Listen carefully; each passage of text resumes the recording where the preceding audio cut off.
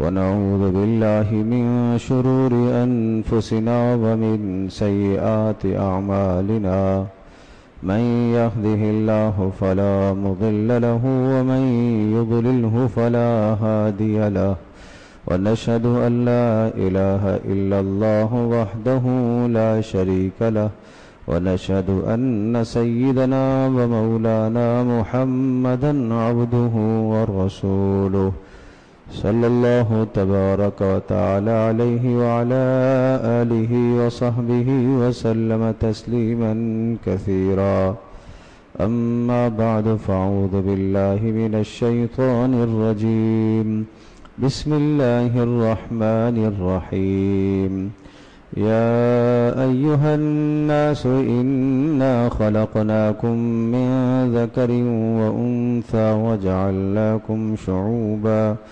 وجعلناكم شعوبا وقبائل لتعارفوا إن أكرمكم عند الله أتقاكم إن الله عليم خبير صدق الله مولانا العظيم رب اشرح لي صدري ويسر لي أمري واحلل عقدة من لساني يفقه قولي اللهم صل على محمد وعلى آل محمد كما صليت على إبراهيم وعلى آل إبراهيم إنك حميد مجيد اللهم بارك على محمد وعلى آل محمد كما باركت على إبراهيم وعلى آل إبراهيم إنك حميد مجيد. گرامی قدر حاضرین و سامعین، سورۃ الحجرات کی ایک آیت مقدسہ اس وقت کی مجلس میں تلاوت کی گئی ہے۔ اللہ جل جلالہ نے اس آیت بینہ میں تمام کے تمام انسانوں کو، صرف مسلمانوں کو نہیں بلکہ سب انسانوں کو خطاب کر کے ایک اہم بات کی طرف متوجہ فرمایا۔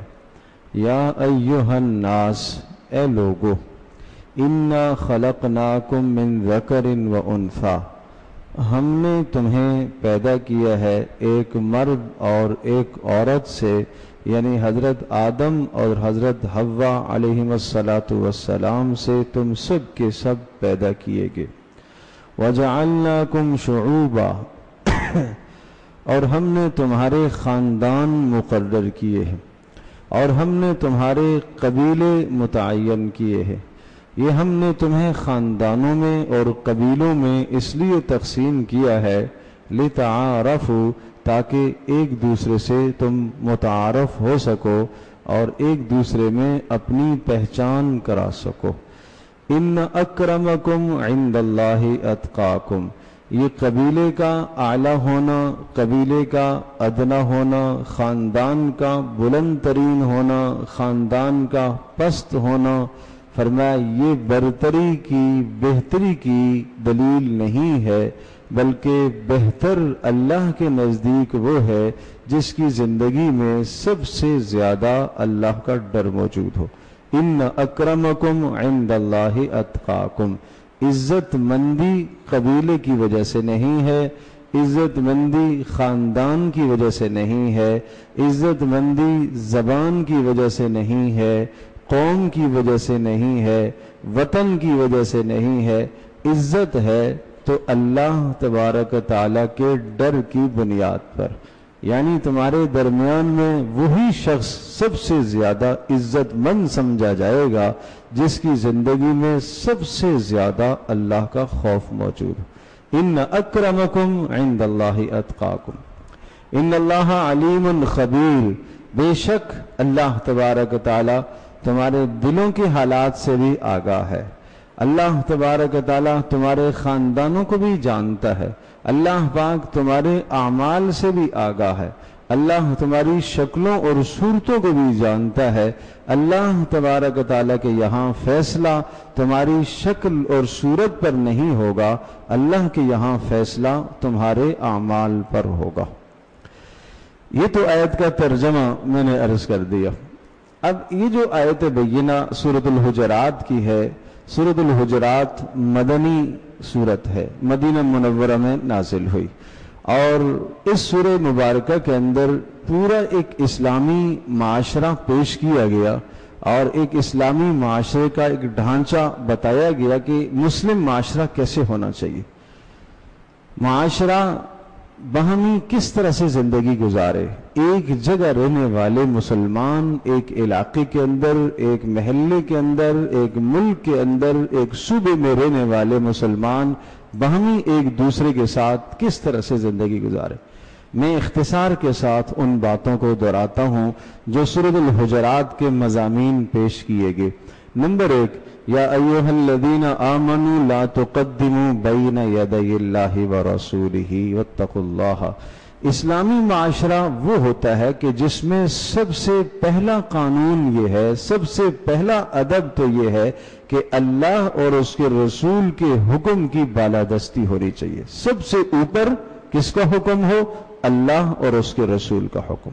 لا تقدموا بین یدی اللہ ورسولہ، اللہ اور اس کے رسول کے حکم کے سامنے پیش قدمی نہ کیا کرو، اپنی چاہتوں کو نہ لڑایا کرو، رسم و رواج کو نہ دیکھا کرو، لوگوں کو نہ دیکھا کرو. اللہ اور اس کا رسول کیا کہتا ہے وہ تمہاری بنیاد ہونی چاہیے. گویا کہ مسلم معاشرے کی سب سے پہلی کڑی، سب سے پہلی بنیاد اللہ اور اس کے رسول کے حکم کی بالادستی ہے. نمبر 2، لا ترفعوا اصواتکم فوق صوت النبی ولا تجہروا له بالقول کجہر بعضکم لبعض ان تحبط اعمالکم وانتم لا تشعرون. اللہ تبارک و تعالی نے محمد رسول اللہ صلی اللہ تعالی علیہ وسلم کو تمہارے درمیان رسول بنا کر بھیجا. ان کی عظمت، ان کا احترام، ان کی تعظیم وہ تمہارے لیے فرض، لازم، واجب ہے. اس لیے کہ اگر تمہارے دلوں میں محمد صلی اللہ تعالی علیہ وسلم کی تعظیم اور عظمت رہے گی تو ان کی تم بات مانو گے، اور ان کی ہر بات کو قبول کرنا تمہارے لیے آسان ہوگا. اس لیے دوسرا اصول یہ سمجھایا کہ رسول اللہ صلی اللہ علیہ وسلم کی عظمت کو ہمیشہ دل میں رکھنا. یہ آداب سمجھائے کہ پیارے پیغمبر صلی اللہ علیہ وسلم سے اپنی آواز کو اونچا نہ کرنا. جب اللہ کو وہ آواز گوارا نہیں ہے جو محمد رسول اللہ صلی اللہ علیہ وسلم کی آواز پر اونچی ہو جائے، تو پھر اللہ کو وہ تہذیب کیسے گوارا ہو سکتی ہے جو محمد صلی اللہ علیہ وسلم کی تہذیب کے خلاف ہو جائے. تو اس لیے ادب سمجھایا. اگر ایسا کرو گے تم رسول اللہ صلی اللہ علیہ وسلم کے آداب بجا نہیں لاؤ گے تو نتیجہ یہ نکلے گا تمہارے سارے کے سارے اعمال ضائع ہو جائیں گے. وَأَنْتُمْ لَا تَشْعُرُونَ، اور تمہیں خبر بھی نہیں ہوگی، تمہیں شعور اور احساس بھی نہیں رہے گا. ان الذین یغضون اصواتهم عند رسول اللہ، جو رسول اللہ صلی اللہ تعالی وسلم کے آداب بجا لاتے ہیں، آپ کی تعظیم کا خیال رکھتے ہیں، اور آپ کی تعظیم اور توقیر اور آپ کی تکریم کا خیال رکھتے ہیں، آپ کی عظمت کے قائل ہیں.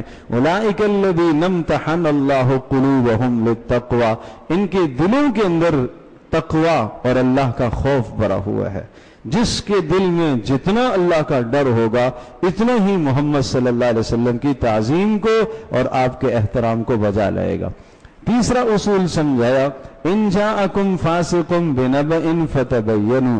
چونکہ اسلامی معاشرے کے قوانین سمجھائے تو اسلامی معاشرے کے قوانین میں یہ بڑی اہم بات ہے کہ اگر تمہارے پاس کوئی آدمی خبر لے کر آتا ہے تو خبر کی تحقیق کیا کرو. بلا تحقیق تم خبر پر عمل نہ کرنا، ورنہ تمہیں شدید ترین نقصان ہو سکتا ہے. فتصیبوا قوما بجہالۃ فتصبحوا علی ما فعلتم نادمین. کہیں ایسا نہ ہو کہ بلا تحقیق آپ نے خبر پر عمل کر لیا. کیسے؟ فلاں نے آپ کو آ کر کہا کہ بھئی وہ فلاں آدمی کے پاس سے میں اٹھ کر آ رہا ہوں، اس نے تو آپ کو یوں کہا ہے، اس نے تو آپ کے بارے میں یہ برائی کی ہے، اس نے تو آپ کی یہ غیبت کی ہے، اس نے تو آپ کی یہ چغل خوری کی ہے، اس نے تو آپ کو گالی دی ہے. یہ خبر تمہارے پاس آئی، اس خبر کی تحقیق کرو. کسی بھی قسم کی خبر تمہارے پاس آئے اس پر تحقیق کرو. بلا تحقیق خبر کو نہ آگے پھیلاؤ نہ اس پر عمل کرو، تحقیق کیا کرو۔ یہ اصول سمجھایا اسلامی معاشرے کا، ورنہ باہمی جنگ و جدل اور باہمی لڑائی اور آپس میں نفرتیں پھیلے گی۔ اور پھر ارشاد فرمایا وَاعْلَمُوا أَنَّ فِيكُمْ رَسُولَ اللَّهِ، تمہارے درمیان میں اللہ کے رسول کی زندگی موجود ہے، ایک ایک پل میں، ایک ایک عمل میں رسول اللہ صلی اللہ علیہ وسلم کی سیرت تمہارے سامنے موجود ہے۔ تمہیں کسی اور کی طرف دیکھنے کی ضرورت کیا ہے؟ تمہیں کہیں اور جانے کی ضرورت کیا ہے؟ اور پھر چوتھا اصول سمجھایا وَإِن طَائِفَتَانِ مِنَ الْمُؤْمِنِينَ اقْتَتَلُوا فَأَصْلِحُوا بَيْنَهُمَا، اگر مسلمانوں میں کہیں باہمی جنگ و جدل ہو جائے، دو گروہ آپس میں لڑ پڑے، دو بھائی آپس میں لڑ پڑے، دو پڑوسی آپس میں لڑ پڑے، تو دوسروں کے لیے فرض ہے، دوسروں کے لیے لازم ہے کہ وہ صلح کریں۔ وہ یہ نہ کہیں ہمیں کیا غرض ہے اس سے، مرتے رہیں، دو بھائی ہیں لڑنے دو، پڑوسی ہیں لڑنے دو، میں کیوں تیسرے کے معاملے کے بیچ میں پڑوں؟ ہمارا تصور یہ ہے کہ ہم کیوں بیچ میں پڑیں بھائی؟ نہیں نہیں، قرآن کہہ رہا ہے آپ بیچ میں پڑھیں، آپ آئیں صلح کرائیں۔ اگر آپ نمازی ہیں، تہجد گزار ہیں، روزے دار ہیں، سب اعمال کیے آپ نے، لیکن اگر دو آپس میں کینہ اور نفرت رکھنے والوں کے درمیان میں صلح کی آپ نے کوشش نہ کی تو آپ عند اللہ مجرم ہیں، آپ اللہ کے اس حکم کو توڑ رہے ہیں، اسلامی معاشرے کے اندر رہ کر اس حکم کو توڑ رہے ہیں آپ۔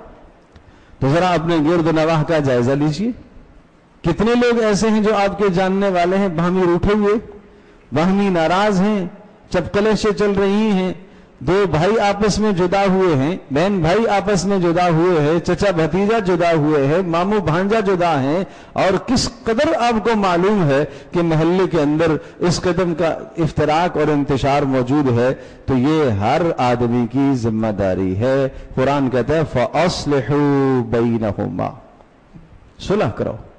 اور پھر دوبارہ سے آگے اس حکم کو پھر تاکید کے ساتھ ذکر کیا انما المؤمنون اخوۃ، صرف دو قبیلوں کی بات قرآن نہیں کہہ رہا کہ دو قبیلوں میں اگر انتشار اور اختلاف پیدا ہو جائے تو صلح کرا دو، نہیں نہیں، سارے مسلمان آپس میں بھائی بھائی، لہذا اگر تمہیں دو فرد بھی کہیں ملے، قبیلے نہیں، دو آدمی تمہیں نظر آئیں کہ جن کے درمیان میں انتشار اور افتراق ہے، فاصلحوا بین اخویکم، آپ ان کے درمیان میں صلح کرا لیجیے، اور واتقوا اللہ، اللہ سے ڈرتے رہو۔ لیکن یاد رکھیے گا صلح کرائیں گے کس طرح سے؟ عدل سے، انصاف کے ساتھ۔ عدل سے پھر جاتا ہے آدمی تین وجوہات سے، تین چیزیں انسان کو عدل پر، انصاف پر قائم نہیں رہنے دیتی۔ نمبر ایک، بے جا کسی کی محبت۔ جب بے جا کسی کی محبت ہوتی ہے تو آدمی کو اس کی اچھی بھی، اس کی بری بھی اچھی لگ رہی ہے۔ محبت جو ہے، محبت تو اندھی ہے، تو اس طرح سے محبت میں اندھا ہو جانا، وہ چونکہ میرے قبیلے کا آدمی ہے، وہ چونکہ میرے خاندان کا آدمی ہے، وہ چونکہ میری زبان کا آدمی ہے، وہ چونکہ میرا دوست ہے، وہ چونکہ میرا پڑوسی ہے، اس بنیاد پر ہم نے اس کا ساتھ دیا جبکہ وہ ظلم پر تھا، وہ ظالم تھا، پھر بھی ہم نے اس کا ساتھ دیا۔ قبیلے کی بنیاد پر، زبان کی بنیاد پر، کنبے کی بنیاد پر، پڑوسی ہونے کی بنیاد پر، بھائی ہونے کی بنیاد پر، دوست ہونے کی بنیاد پر، یہ جن بنیادوں پر آپ نے اس کا تعاون کیا، اس کی مدد کی، یہ آپ نے غلط کیا، یہ غلط ہے۔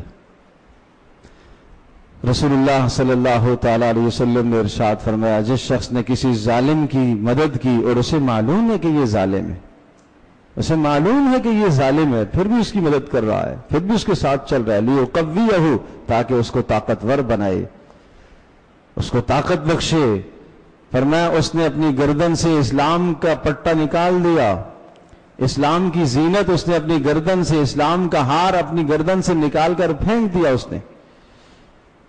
اور ایک روایت میں یہ فرمایا کہ اس نے گویا کہ شرک کیا، یہ شرک کیا عمل ہے، اور اسی کو رسول اللہ صلی اللہ علیہ وسلم نے جاہلیت کا عمل بتایا، یہ جاہلیت کا عمل ہے۔ ایک شخص نے پوچھا اللہ کے رسول کیا کوئی آدمی اپنی قوم کی مدد کر سکتا ہے، اپنے خاندان کی مدد کر سکتا ہے؟ آپ نے فرمایا ہاں اپنی قوم کی اپنے خاندان کی مدد کرنا تو بڑی اچھی بات ہے، لیکن جب تک آپ کی قوم آپ کا خاندان ظلم نہ کرے، ویسے آپ اپنی قوم کی سپورٹ کریں، آپ مدد کریں، آپ تعاون کریں، آپ بھائی کو مدد دیں، آپ رشتہ دار کے ساتھ مدد کریں، لیکن جس دن آپ کو پتہ چل رہا ہے کہ یہ ظلم کر رہا ہے، نہیں، ظلم کا ساتھ نہ دیجیے۔ اسلام نے جو باہمی مدد اور تعاون کا اصول سمجھایا، بڑا پیارا اصول ہے۔ سورۃ المائدہ میں ارشاد فرمایا وَتَعَاوَنُوا عَلَى الْبِرِّ وَالتَّقْوَى وَلَا تَعَاوَنُوا عَلَى الْإِثْمِ وَالْعُدْوَانِ۔ بہت غور سے سنیے گا، تعاون کی بنیاد اسلام نہیں قرار دی، تعاون کی بنیاد بھائی بندی نہیں ہے، تعاون کی بنیاد قرابت داری نہیں ہے، تعاون کی بنیاد قوم نہیں ہے، تعاون کی بنیاد قبیلہ نہیں ہے، تعاون کی بنیاد کیا ہے؟ قرآن کہتا ہے تعاونوا علی البر والتقوی، نیکی اور گناہ سے بچنے پر تعاون کرو، گویا کہ تعاون کی بنیاد نیکی اور گناہ سے بچنا ہے۔ ایک شخص کے ساتھ آپ تعاون کر رہے ہیں، کیوں؟ اس لیے کہ تاکہ اس تعاون کے نتیجے میں وہ کسی نیک عمل پر کھڑا ہو، یہ اچھا تعاون۔ ایک آدمی غریب ہے، آپ اس کے ساتھ تعاون کر رہے ہیں اور اس کو کسی قابل بنا رہے ہیں، آپ اسے پاؤں پر کھڑا کر رہے ہیں، اچھا تعاون۔ چاہے وہ قبیلے کا ہے، غیر قبیلے کا ہے، قبیلے کا ہے تو زیادہ ثواب ہے، زیادہ اجر کی بات۔ باہر صدقہ دینا بسا اوقات آسان ہوتا ہے، اپنے قریب رشتہ دار کو، قبیلے والے کو صدقہ دینا اور اس کو پاؤں پر کھڑا کرنا ذرا مشکل ہوتا ہے۔ یہ پاؤں پر کھڑا ہو گیا تو کل کلاڑی مارے گا ہمارے پاؤں پر، بھائی اللہ کی رضا کے لیے کام کرنا ہے۔ تو گناہ سے بچنے پر اور نیکی پر تعاون کرنا بتلایا گیا ہے۔ وَلَا تَعَاوَنُوا عَلَى الْإِثْمِ وَالْعُدْوَانِ، گناہ پر اور ظلم اور زیادتی پر اب تعاون نہ کیا کرو کسی کے ساتھ۔ تو اس لیے میں عرض کر رہا تھا کہ عدل و انصاف سے آدمی پھر جاتا ہے بے پناہ محبت کی بنیاد پر۔ نمبر 2، عدل و انصاف سے پھر جاتا ہے کیوں؟ نفرت کی بنیاد پر۔ لا یجرمنکم شنآن قوم علی الا تعدلوا، اے ایمان والو تمہیں کسی قوم کی نفرت عدل سے نہ پھرے، انصاف سے نہ پھرے، عدل انصاف سے تمہیں کسی قوم کی نفرت نہ پھرے۔ ظاہر ہے فلاں سے نفرت ہے تو اس کی اچھی بات بھی آدمی کو بری لگ رہی، تو یہ عدل سے پھر گیا انسان۔ اور تیسری چیز ہے خوف، کہ بسا اوقات آدمی عدل کی بات نہیں کہہ پاتا، صاف بات نہیں کہہ پاتا، ڈر کی وجہ سے۔ سب سے زیادہ ڈر اللہ کا رکھنا چاہیے۔ تو اس لیے فرمایا کہ مسلمانوں کے درمیان میں باہمی صلح کرا دیا کرو۔ اور 5واں اصول یہ سمجھایا لا یسخر قوم من قوم، سخریہ نہ کیا کرو، مذاق نہ اڑایا کرو، یہ اسلامی معاشرے کے اصول سمجھائے۔ اور 6واں اصول یہ سمجھایا لا یسخر قوم من، کیوں؟ اس لیے کہ دیکھو تم جس کا مذاق اڑا رہے ہو ممکن ہے وہ اللہ کے ہاں زیادہ قیمتی ہو، یہ اللہ جانتا ہے، یہ اللہ جانتا ہے کہ کس کا کیا حال ہے۔ رسول اللہ صلی اللہ علیہ وسلم کی خدمت سے کے پاس سے ایک شخص گزرا، آپ نے پوچھا اس کے متعلق آپ لوگوں کا کیا خیال ہے؟ بڑا عالی نسب ہے، بڑی وجاہت والا آدمی ہے، اور اگر یہ کہیں رشتے کا پیغام دے تو کوئی پیغام نہ ٹھکرائے، سفارش کرے تو کوئی سفارش کی رد نہ ہو، یہ تو بڑا آدمی ہے۔ کچھ وقت کے بعد ایک دوسرا گزرا، اس کے متعلق کیا خیال ہے؟ اللہ کے رسول اس کا تو کوئی مقام نہیں، اس کا تو معاشرے میں کوئی مقام نہیں ہے، اگر رشتے کا پیغام بھیجے تو قبول کوئی نہیں کرتا، سفارش کرتا ہے تو کوئی سفارش نہیں سنتا، اس کی تو کوئی حیثیت نہیں۔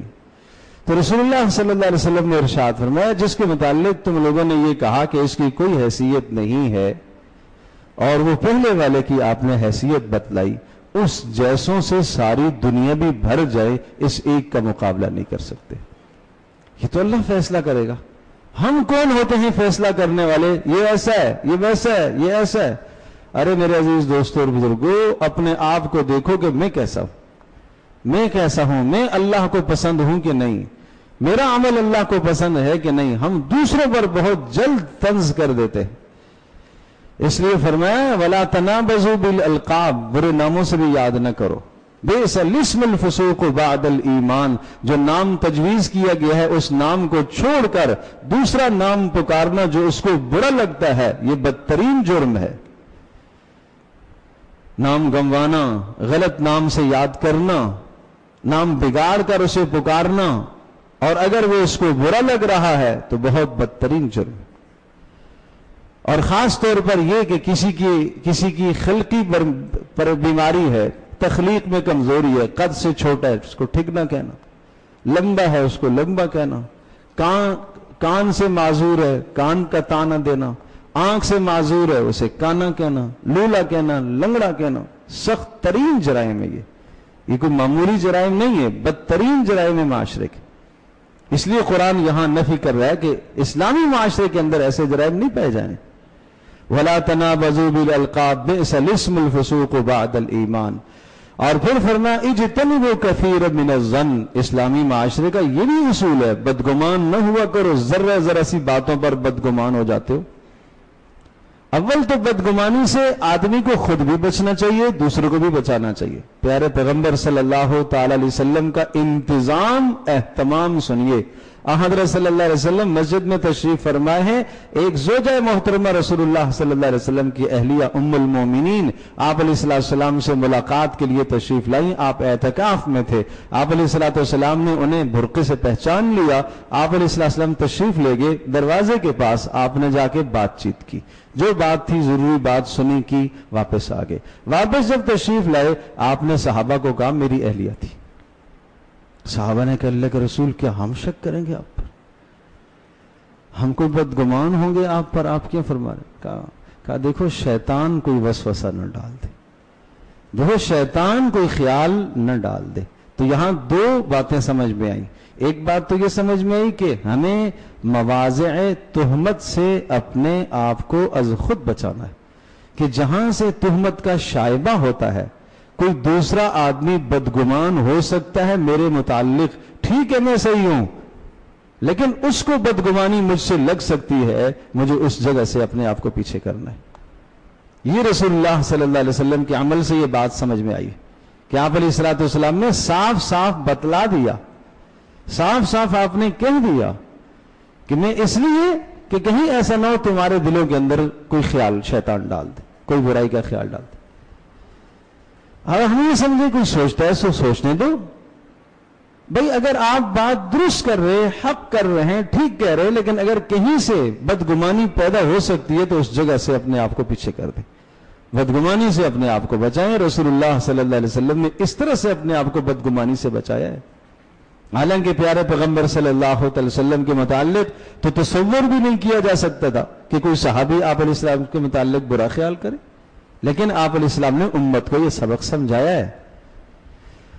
تو اس لیے فرمایا اجتنبوا کثیر من الظن، بدگمانی سے بچو. ان بعض الظن اسم، چھوٹا سا ذرہ سی بدگمانی بھی بڑا گناہ ہے، ذرہ سی بدگمانی بھی بڑا گناہ ہے. ظنوا بالمؤمنین خیرا، اہل ایمان کے حق میں اچھے گمان رکھا کرو. آج مسائل کیوں پیدا ہوتے ہیں معاشرے میں؟ آج خرابیاں کیوں پیدا ہوتی ہیں؟ بدگمانی سے. باپ بیٹے سے بدگمان، بیٹا باپ سے، بھائی بھائی سے، بیوی شوہر سے، شوہر بیوی سے، ذرا سی بات پر گمان. دیکھو رسول اللہ صلی اللہ علیہ وسلم نے بدگمانی پیدا نہیں ہونے دی، آپ نے اس کو دور کر دیا فوری. تو بتلا دینا چاہیے. اگر آپ کو سمجھ میں آ رہی ہے بات، خیال آ رہا ہے کہ یہ میرا مسلمان بھائی ہے اس وجہ سے بدگمان ہو سکتا ہے، تو آپ کو حقیقت بتلا دینی چاہیے. اور دوسری طرف یہ بھی پیغام ہے کہ بلا وجہ ذرا سی بات پر آدمی کو بدگمان بھی نہیں ہونا چاہیے. آدمی کو اچھا گمان رکھنا چاہیے، حسن ظن رکھنا چاہیے. عبداللہ بن مسعود رضی اللہ تعالیٰ کے سامنے ایک شخص لایا گیا اور اس کی داڑھی سے شراب کے قطرے ٹپک رہے تھے. تو کہنے والوں نے کہا اس نے شراب پی ہے. تو بڑا پیارا جملہ فرمایا، کہا آپ کے پاس گواہ ہیں؟ نہیں گواہ تو نہیں. آپ نے دیکھا؟ دیکھا بھی نہیں. تو کہا پھر کیوں بدگمان ہوتے ہو؟ تو آپ یہ بتائیے کہ داڑھی سے شراب ٹپک رہی ہے تو کیا سمجھ میں آ رہا ہے؟ فرمایا یہ بھی تو ہو سکتا ہے کہ کسی شراب والے کے پاس سے گزر رہا ہو، کسی نے یوں گلاس انڈھیل دیا ہو اس پر. اچھا گمان کیوں نہیں کرتے ہو؟ حد تو نہیں لگ سکتی اس پر جب تک گواہ موجود نہ ہو اور جب تک وہ خود اقرار نہ کرے. یعنی اسلامی اعتبار سے وہ مجرم نہیں بن سکے گا جب تک اس پر وہ خود اقرار نہ کرے یا گواہ سے ثابت نہ ہو جائے. جب یہ بات ہے تو پھر آپ کیوں بدگمان ہوتے ہو؟ کیوں اپنے اعمال تباہ کرتے ہو؟ اور بدگمانی کا بدترین نتیجہ کہ ہمارے اعمال تباہ ہو جاتے ہیں. اور فرمایا جب بدگمانی ہوتی ہے تو بدگمانی کے نتیجے میں آدمی غیبت کرتا ہے، اس لیے کہ ذرا سا برا خیال کسی کے متعلق آیا تو پھر اس کی ٹوہ میں پڑتا ہے. اس لیے قرآن کہتا ہے وَلَا تَجَسَّسُوا، ٹوہ میں نہ پڑو. کیوں؟ بدگمانی جو پیدا ہوئی ہے اس بدگمانی کو پختہ کرنے کے لیے پھر ٹوہ میں پڑتا ہے، کیڑے نکالتا ہے، اس کے عیب تلاش کرتا ہے، تجسس کرتا ہے، ٹوہ میں پڑتا ہے. قرآن منع کرتا ہے نہیں، تجسس نہ کرو. آج جب تجسس بھی ہو گیا، بدگمانی بھی ہو گئی، اس کے بعد دوسرا درجہ ترقی کر کے تجسس بھی کر لیا. اب تجسس جب ہو گیا، چند کچھ برائیاں اس کی پتہ چل گئی، وہ ہیں یا نہیں، اب کیا کرتا ہے؟ غیبت. قرآن کہتا ہے وَلَا يَغْتَبْ بَعْضُكُمْ بَعْضًا، غیبت نہ کیا کرو. غیبت کرنا اپنے حقیقی مردہ بھائی کے جسم سے گوشت کاٹ کر کھانے کے مترادف ہے. کوئی حقیقی بھائی ہو، مرا ہوا ہو، چھری ہاتھ میں دی جائے، اس کا جسم کاٹو اور گوشت کھاؤ، کون کھائے گا؟ نہیں کوئی کھانا چاہتا.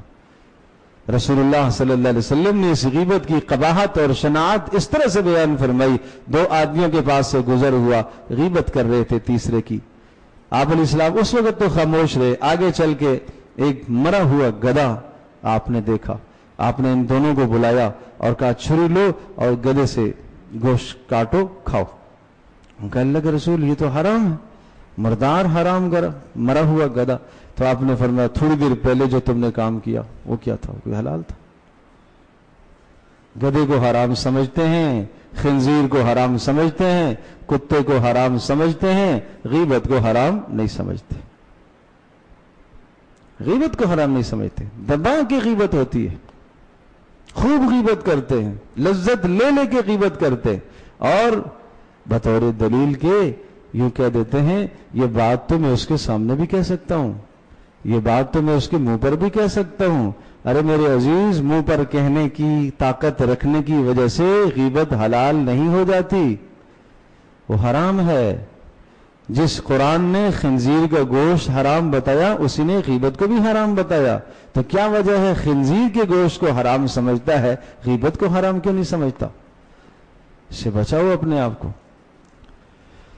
اور یہ سب باتیں یہ اسلامی معاشرے کے اصول میں نے خلاصتاً گنوائے ہیں. اب بات جو آیت میں نے پڑھی تھی اب میں اس پر آتا ہوں. یہ ساری باتیں ذکر کرنے کے بعد فرمایا اِنَّا خَلَقْنَاكُم مِّن ذَكَرٍ وَأُنثَىٰ وَجَعَلْنَاكُمْ شُعُوبًا، ہم نے تمہیں ایک مرد عورت سے پیدا کیا اور ہم نے قبائل میں تمہیں تقسیم کیا، خاندانوں میں تمہیں تقسیم کیا.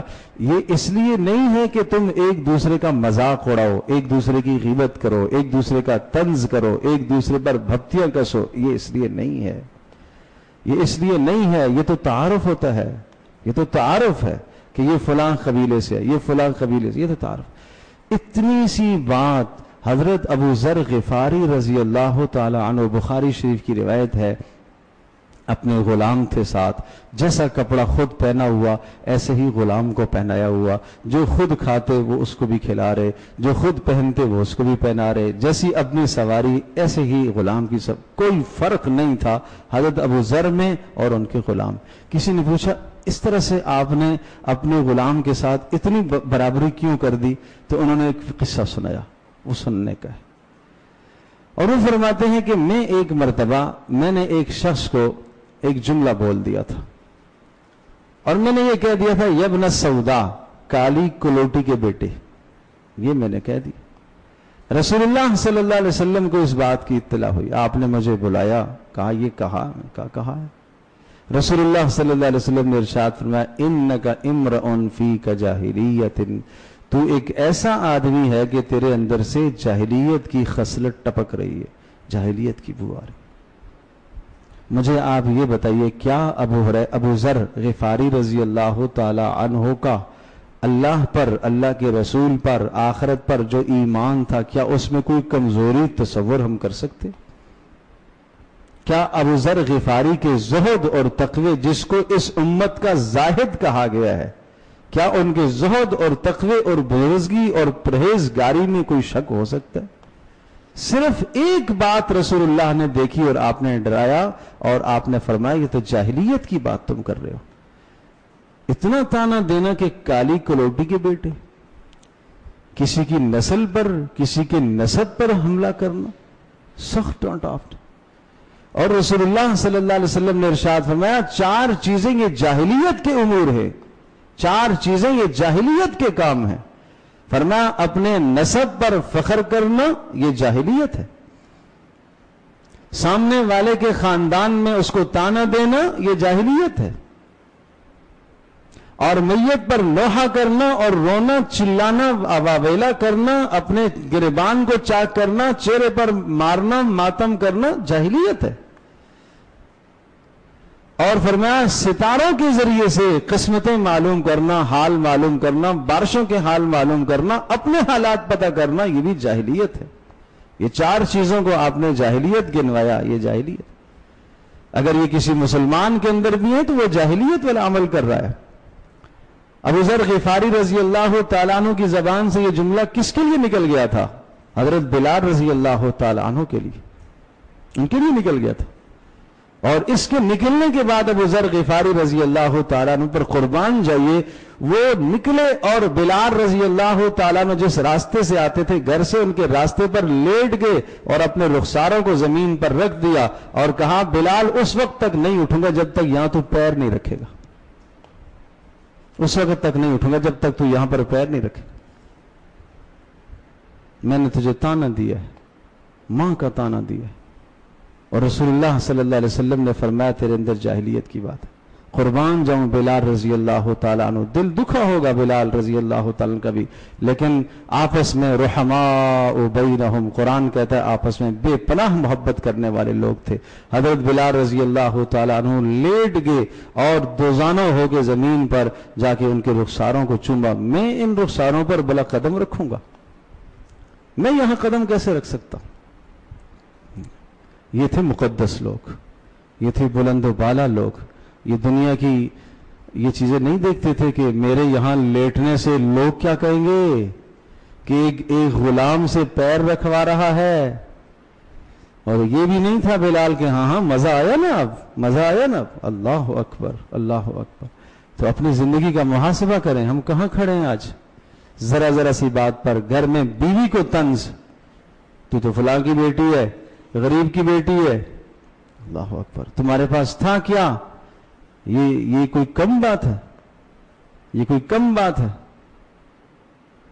کسی کے دل کو چھلنی کرنا، کسی کے دل کو زخمی کرنا، کسی کے دل کو توڑنا. جس دل میں رب ہے بھائی، جس دل میں اللہ ہے، جس دل میں اللہ ہے، اللہ کے رسول کی محبت ہے، اس دل کو یوں توڑنا ایک جملے سے.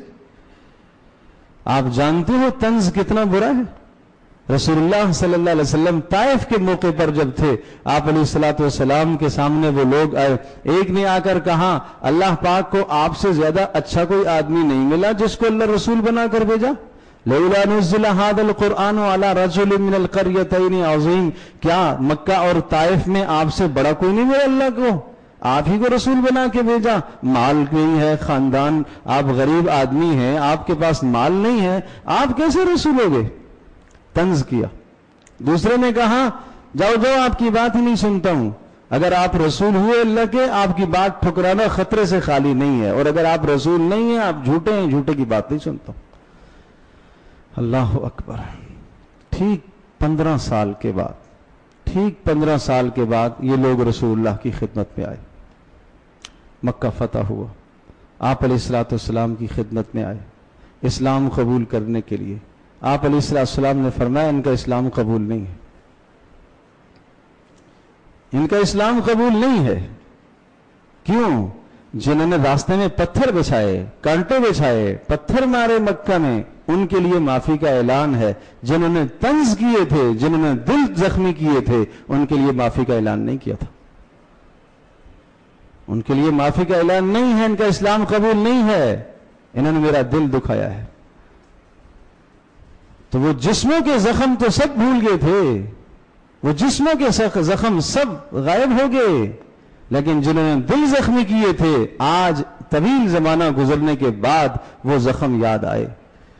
قربان جاؤں حضرت زینب رضی اللہ تعالی عنہا پر. انہوں نے کہا اللہ کے رسول آپ عفو کرنے والے ہیں، آپ درگزر فرمانے والے ہیں، آپ معاف کر دیجیے۔ اگر آپ نے معاف نہ کیا تو یہ جہنم میں چلے جائیں گے۔ گھر والیاں اس طرح سے نیک مشورے دیا کرتی ہیں۔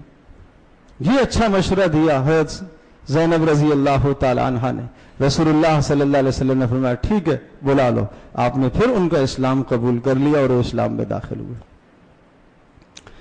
تو بھائی اپنے آپ کو بچاؤ۔ یہ نمازیں، یہ روزے، یہ حج، یہ زکوٰۃ، یہ صدقے، یہ خیرات، یہ سارے اعمال منہ پر مار دیے جائیں گے اور سب کے سب اعمال ادھر منتقل ہو جائیں گے جن کے دل توڑے، جن کو زخمی کیا ہے، جن کے دلوں کو زخمی کیا ہے۔ تو ان چیزوں کو جاہلیت کے امور کہا گیا۔ آپ علیہ السلام نے فرمایا یہ تو جاہلیت کی چیزیں۔ تو آئیے ہم عزم کرتے ہیں کہ اس قسم کے معاملات سے، اس قسم کی برائیوں سے ہم اپنے آپ کو بچائیں۔ اسلامی معاشرے کے جو اصول قرآن دیتا ہے، سورۃ الحجرات، نمبر 1 اللہ اور اس کے رسول کے حکم کی بالادستی، نمبر 2 رسول اللہ صلی اللہ علیہ وسلم کی تعظیم، نمبر 3 کوئی خبر تمہارے پاس آئے تو بلا تحقیق اس پر عمل نہ کرو، نمبر 4 اگر مسلمانوں کے 2 گروہ باہمی لڑ جائیں تو اصلاح کرا لو، نمبر 5 یہاں تک کہ 2 آدمی بھی لڑ جائیں، 2 فرد بھی لڑ جائیں تو صلح کرانا تمہاری ذمہ داری ہے، نمبر 6 عدل و انصاف سے کام لیا کرو، نمبر 7 سخریہ نہ کرو، مذاق نہ اڑایا کرو، نمبر 8 کسی کو طنز نہ کیا کرو، تانا نہ دیا کرو، طنز اور تانا برا عمل ہے، نمبر 9 برے نام سے مت یاد کیا کرو، اچھا نام اچھے نام سے پکارا کرو، اور نمبر 10 کسی کے متعلق بدگمانی مت کیا کرو، نمبر 11 تجسس مت کیا کرو، ٹوہ میں مت پڑا کرو، اور نمبر 12 غیبت مت کیا کرو۔ یہ تمام کے تمام جرائم کیوں پیدا ہوتے ہیں؟